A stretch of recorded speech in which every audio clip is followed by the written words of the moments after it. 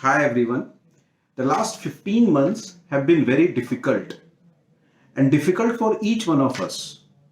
With COVID coming in, lot of restrictions, people working from home, lot of businesses getting impacted directly, indirectly.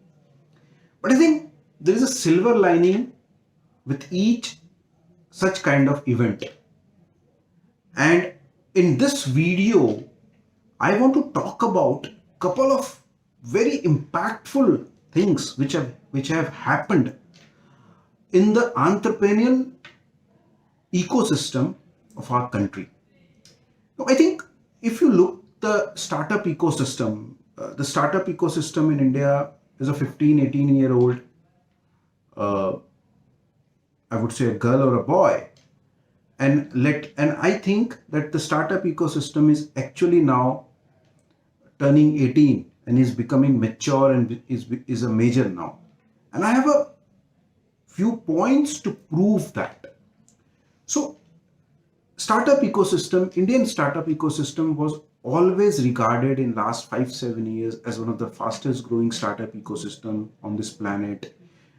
Tech companies coming in, unicorns are being built, money being invested, global investors being interested in the India story.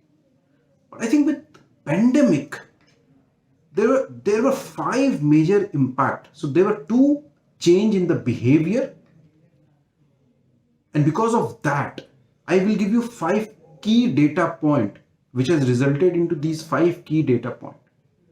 So first, with pandemic, the technology adoption by each and every Indian has been accelerated by a decade, if not by two.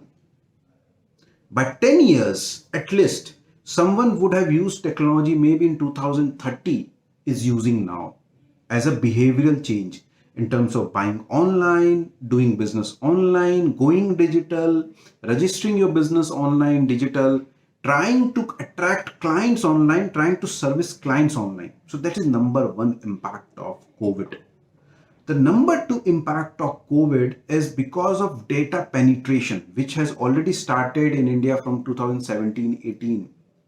Because of that data penetration, the gap between a Bangalore or a Hyderabad or a Mumbai or a NCR, so you have to move to these cities to do a startup, to build a large company, has reduced. Today, when you work from home, you are able to hire people, and that mindset is not there. So you are into an ocean blue thought process wherein you feel that even though you are sitting in a small town or a B-tier town, you can hire world's best resource, you can hire world's best advisors, consultants, and you can still build that company because of that mindset which has changed. So I think these 2 points, and because of these 2 points, the Bharat ecosystem or Bharat story is unfolding now. And I give you five main data point. The number one data point is that in the year 2021 itself, Indian startup has raised more than 30 billion USD. That is unheard of. That is something which is humongous. Number two is more than 40% of total unicorns of our ecosystem have come about in the year 2020-21. So out of around 75 unicorn which we have, 33 unicorn have come in the year 2020-21. That shows the scale of growth, the confidence of global investors in the Indian startup ecosystem, and the Bharat story now. Let me talk about the Bharat story. The third point is, and I want to stress one more point in the sense that earlier we used to build Uber of US, this of that, but today we are building something which is for India. It can be tech product, and I foresee that India will soon be a hub for SaaS and tech products. And the third data point is the kind of IPOs which are coming in. Now, people will have different views in terms of whether these IPOs are correct, the valuation is correct, wrong, whether we are just passing the the valuation to retail investors and all those things. And I can create another video on that topic in terms of what is my viewpoint. But the reality of fact is that we have interesting IPOs, and the retail investors, the society at large is accepting. You talk about Nika, you talk about Zomato, you talk about Ease My Trip, you talk about the new IPOs coming in, you talk about Policy Bazaar, you talk about Paytm.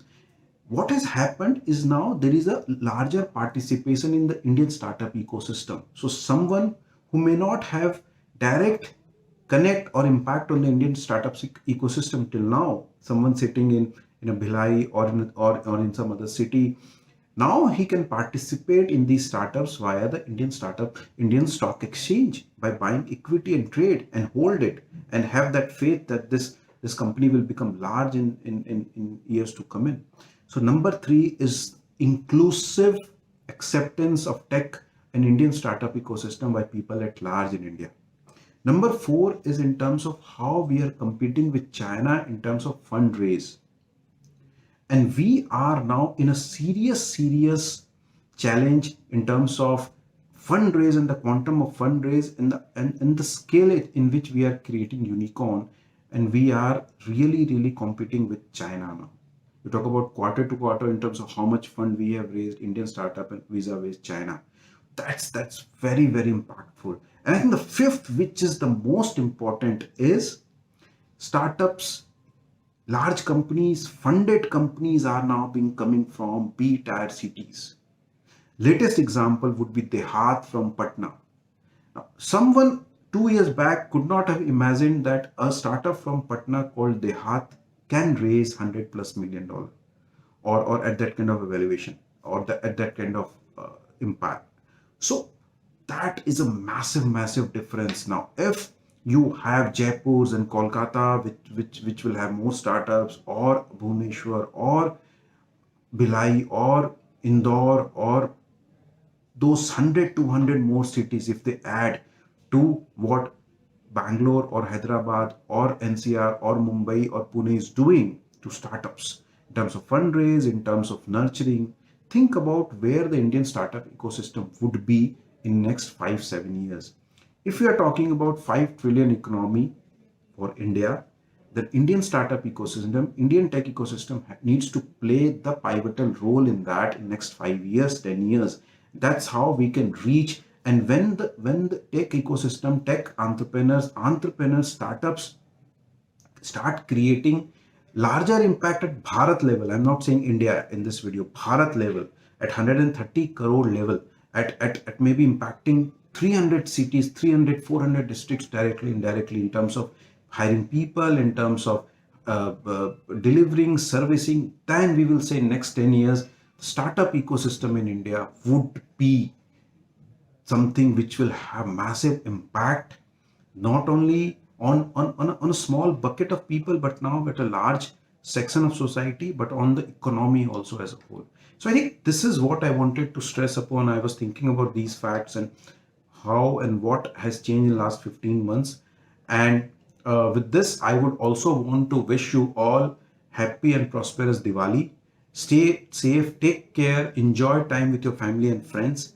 And I think it's a change we have seen last 2 years, 2020, 21, in terms of COVID. And I think COVID, the worst is over to my mind. And now the time is there for India or Bharat in reality to grow and create and claim that spot which we deserve as a country. And that's the thought process. With this, I thank you. Take care, stay safe, and I will come back with more videos and thought processes on these things.